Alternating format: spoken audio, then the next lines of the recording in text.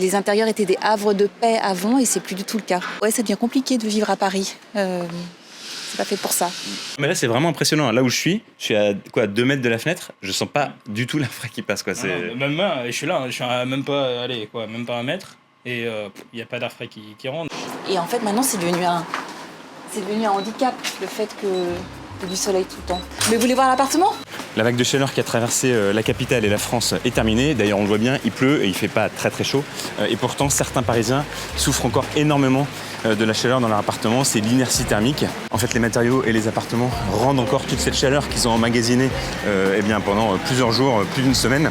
Donc on va aller voir ces Parisiens qui souffrent alors qu'il fait beaucoup plus frais et que la vague de chaleur est terminée.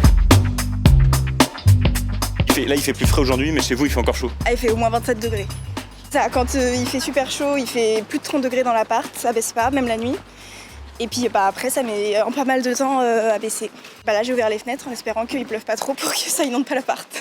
Il fait toujours très chaud parce que c'est un vieil immeuble des années 60 qui n'est pas du tout adapté au réchauffement climatique. Donc la chaleur est conservée pendant plusieurs jours. Donc il fait très chaud encore chez moi, beaucoup plus chaud qu'à l'extérieur. C'est un immeuble des années 60 qui est un immeuble bourgeois et confortable, mais qui est complètement à la ramasse en fait maintenant pour 2023. Et le problème, c'est qu'évidemment, ça coûte très cher de rénover, voire même, franchement, pour certains immeubles, c'est quasiment impossible. C'est inenvisageable. C'est marrant parce qu'avant, avoir un appartement exposé au soleil toute la journée, c'est-à-dire que moi, c'est le matin un côté et l'après-midi c'est l'autre, c'était une qualité, c'était un plus.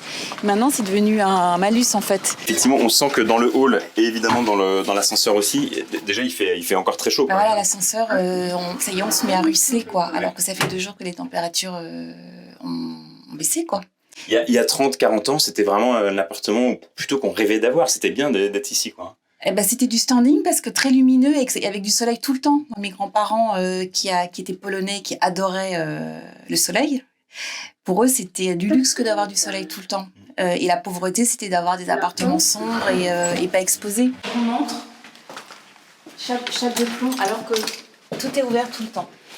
Oui, là il fait encore très chaud. Ouais. Alors que vous voyez c'est traversant et en fait il n'y a pas de courant d'air. Et c'est une chaleur qui stagne. Ouais. Voilà. On sent bien, vraiment que c'est vrai que la chaleur reste.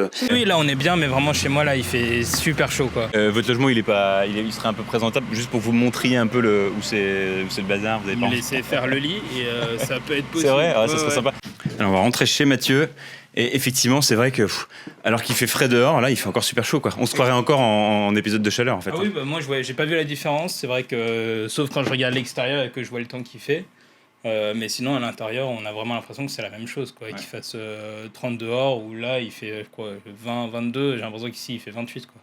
C'est 20 mètres carrés donc il n'y a pas tant de surface que ça à chauffer ou à rafraîchir, mais l'air chaud ne s'en va pas, c'est très oppressant et la nuit c'est pareil quoi. Ouais, c'est très compliqué. Et d'ailleurs même la nuit, parce que pourtant votre lit est pas très loin de la fenêtre, mais vous sentez quand même un peu d'air frais ou à peine ? Non, pas du tout. Et je laisse la fenêtre ouverte, je tire les rideaux pour la lumière, mais les fenêtres sont ouvertes la nuit et pour autant il y a pas d'air frais de la nuit qui rentre quoi. Peut-être juste, on peut peut-être allumer la lumière parce que j'ai peur que sinon on voit pas grand-chose. Qu'est-ce que vous vous dites quand c'est comme ça ? Vous dites on va essayer de mettre en œuvre des choses chez nous pour rafraîchir, on va installer la clim, je sais pas. Non, moi je suis contre la clim parce que je sais que c'est un polluant supplémentaire et que c'est très malsain. Ces méthodes artisanales, c'est-à-dire dormir sur des serviettes mouillées, ne pas résister à la tentation de la lumière et donc fermer les volets toute la journée pour que la chaleur n'entre pas. Vivre comme des vampires quoi. Et chercher des zones climatisées à l'extérieur. C'est un drôle de mode de vie. On peut plus avoir d'eau froide dans la cuisine parce que tout est en plein soleil et c'est de l'eau chaude en permanence, même du côté de l'eau froide. Et d'ailleurs ça dure longtemps aussi après la canicule. Sauf au moins 4-5 jours pour que ça retombe, pour que l'eau froide redevienne vraiment froide. Merci beaucoup Mathieu, bon courage. J'espère que ça va se rafraîchir quand même. Ouais, mais j'espère aussi. Assez vite quoi. Merci Mathieu. Merci beaucoup.